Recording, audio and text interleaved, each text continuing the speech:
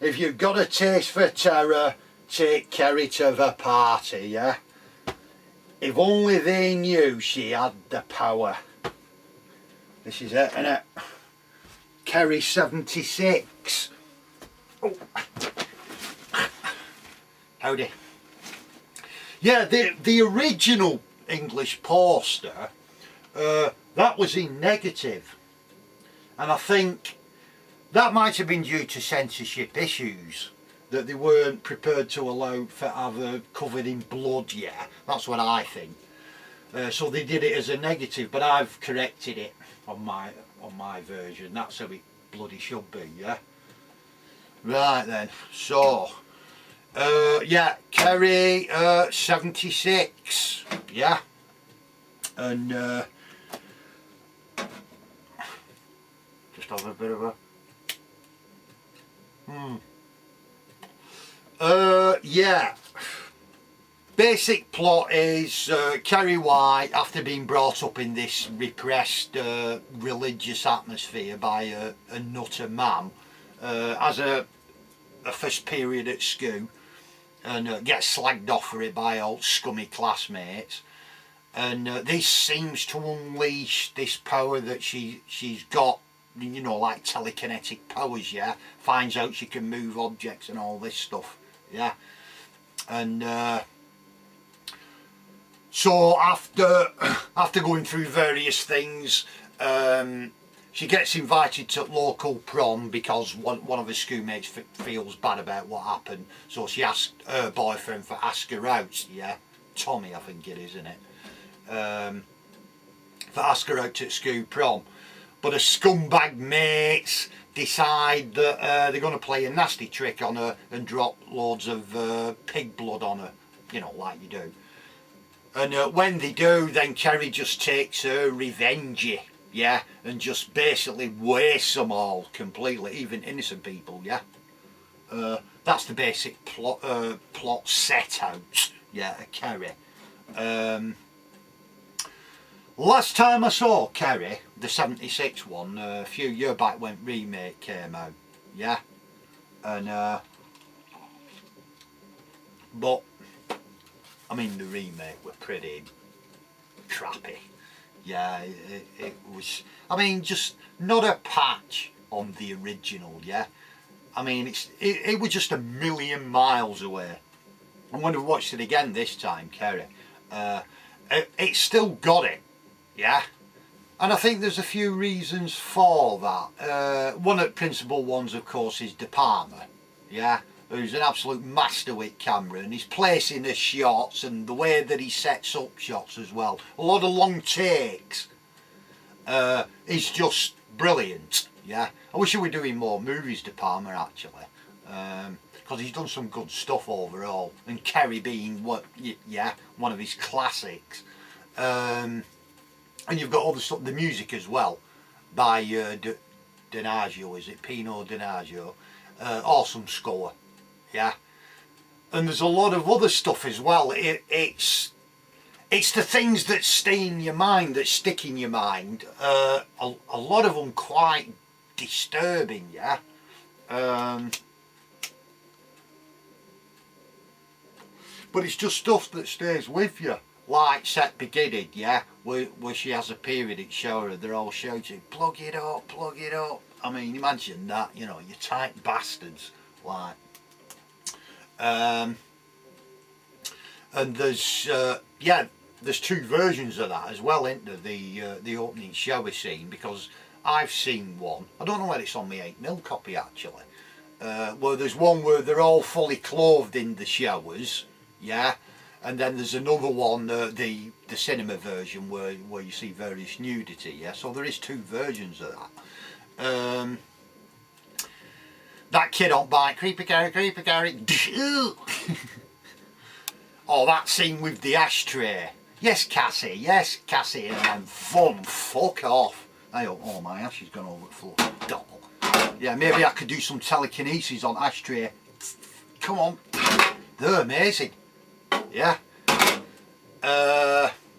Again, like I say, a lot of shots as well by De Palma, especially them long takes at the end with the in the ball, yeah, where you see Amy Irving, the Susan Snell, and she sees what's going on, and then you get that long take where she walks around, and then you get to the rope as well going up, and then across, and camera goes up. Yeah, awesome. And De Palma's use of slow motion as well as them stop frames that they use. That always stuck in my mind. Yeah, there's the other things you remember. Piper Laurie as Mam. It's like, bloody hell. Imagine being brought up like that by a complete religious nutcase, and nobody's idea of fun. But there really are people like that, yeah, just completely fanatics, yeah, and oh yes, let's pray to the Lord and all this, yeah, okay now.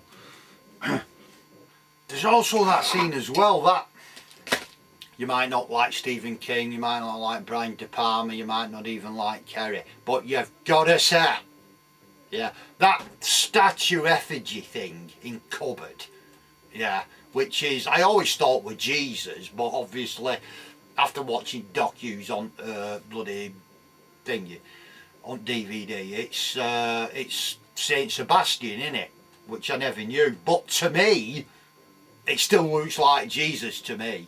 And spooky as fuck, yeah. You always remember that with bloody eyes. And as well at the end when the house is collapsing, and you see all them holes in the roof just appear. Now, according to making of, it was supposed to be hailstone, like, you know, or big bricks coming from the earth or whatever. But they didn't have budget for it, or they couldn't do it for some reason. But to me, it just looked like somebody's caving in house, smashing it in, like there's some big kind of supernatural force, or maybe it's Carrie that's doing it, yeah? Big clumps coming out of the roof. And the way that the house sinks into the earth, with music as well. And the final shot is where the house were, and all it is, it's just cinders and coals in it. Just that big square block, like. And of course, the ending, when I first saw that, because I was helping out at local Odeon, yeah, and I weren't quite old enough, I don't think. I think I were about 16-ish. Anyway, but they got me touring tickets, so I were at top. I were in middle. I was stood on stairs waiting, like, you know, till it finished for get tickets when everybody were coming in. And I was stood up when I first saw that scene with Anne coming up at end, yeah. Spoiler. Yeah. And all my legs went wobbly. Wow. I was fucked. It was like, that's one of first big scare jumps in cinema I remember, yeah.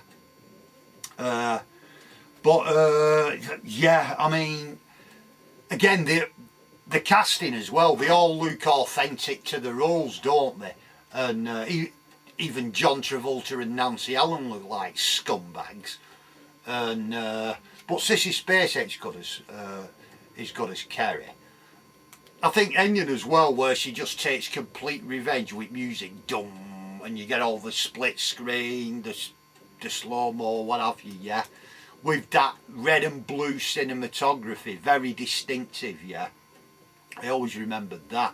But even Thick Gym Teacher gets it, don't she? It doesn't take many prisoners, Carrie. Well, like I said, comparing it to this remake that came out a few years back, nah, just not even close, yeah.